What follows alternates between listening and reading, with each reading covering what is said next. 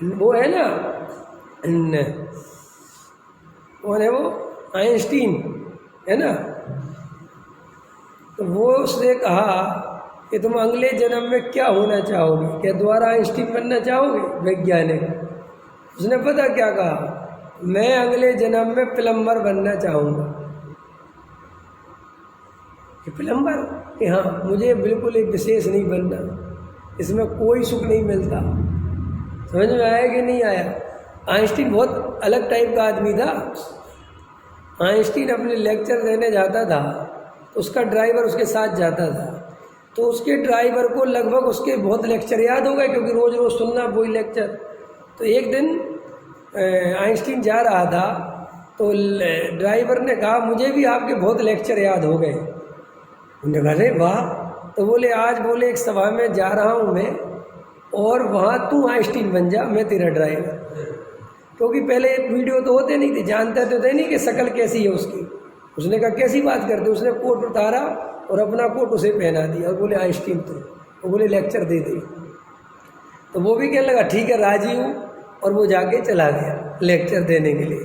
तो ड्राइवर वो दे रहा है लेक्चर, और वहाँ पे आइंस्टीन दूर खड़ा है और वो देख रहा है, वाह क्या लेक्चर दे रहा है। समझ में आया? तो इतने में एक प्रश्न आया। अब उसे तो बेचारे को लेक्चर तो याद थे, लेकिन अब प्रश्न उत्तर में तो उसे कुछ पता था नहीं। तो एक प्रश्न आया, एक प्रश्न है, तो बोले पूछो। तो आइंस्टीन घबरा गए कि अब ये तो इसका जवाब दे नहीं पाएगा, अब ये तो पकड़ा जाएगा। तो बोले प्रश्न पूछो। उसने प्रश्न पूछा, बोले छोटे मोटे उत्तरों के जवाब तो मेरा ड्राइवर दे सकता है।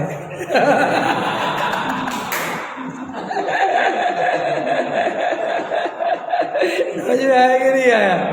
तो बोले जनाब ड्राइवर इसका जवाब दो। तो आइंस्टीन ने और जवाब दिया बराबर, हाँ। और जाके उसको जब होगी सभा और गाड़ी में बैठा तो उसकी इतनी पीठ थपथपाई कि तू तो बहुत खिलाड़ी आदमी है। आया कि नहीं आया? तो उससे पूछा कि आप मर के द्वारा आइंस्टीन, बोले कोई दम नहीं है वीआईपी जिंदगी। लता मंगेशकर ने कहा कि मैं दोबारा मर के लता मंगेशकर नहीं हूँ, जबकि भारत रत्न है लता मंगेशकर। तो आप इनसे नहीं सीख पाए, जबकि ये मिथ्या दृष्टि है। समझ में आया? वे ये कह रहे हैं कि हमें नहीं चाहिए ये सब, और हमने तो आत्म तत्व समझ लिया, और अगर उसके बाद हमें मांगते हैं तो हमसे बड़ा मूर्ख कोई संसार में नहीं। आपको हमें पता नहीं है, आम आदमी होने का आत्मज्ञान के लिए सबसे ज़्यादा फायदा है। जितने वीआईपी बनोगे उतने ज़्यादा आकुलित परेशान हो जाओगे।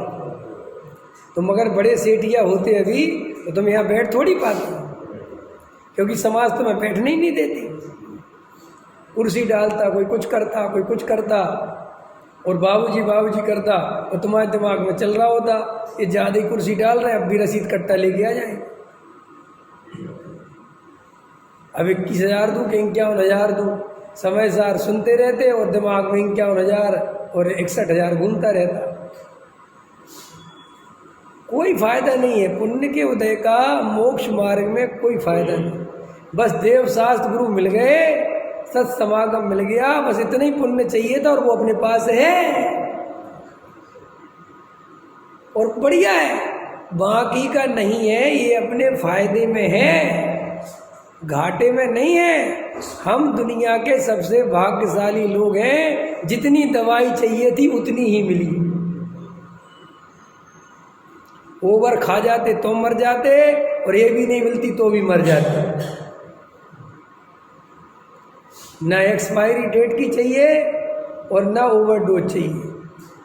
अपने को तो महाभाग्य से इतना बढ़िया हो गया, इतना बढ़िया हो गया, पता नहीं कहाँ से क्या हुआ है कि अपन को तो अब मोक्ष जाने से कोई नहीं रोक सकता।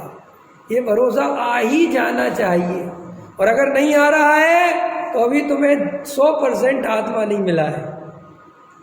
क्योंकि जिन्हें आत्मा मिल जाता है उन्हें तो भाई साहब कोई कहे कि भगवान तुम्हारे बारे में कह रहे कि मुक्ति नहीं मिलेगी, वो कहते कहने दो, हम मुक्ति में ही बैठे हैं। समझ में आया? और क्या आनंद में कि कि साहब बहुत आनंद भोगने नहीं मिल रहा, थोड़ा थोड़ा मिल रहा है। जो थोड़े आनंद में संतुष्ट नहीं होगा उसे बहुत भी नहीं मिलेगा। अभी चौथा गुण स्थान है, इसी का आनंद करो, इसी की मस्ती मारो, इसी के आधार पर पांचवा आएगा। जब पांचवा आएगा तब उसकी बहुत मस्ती लेना, उसी के आधार से छठवा सातवा आएगा, फिर उसकी मस्ती लेना, उसी के आधार से छपक श्रेणी आएगी।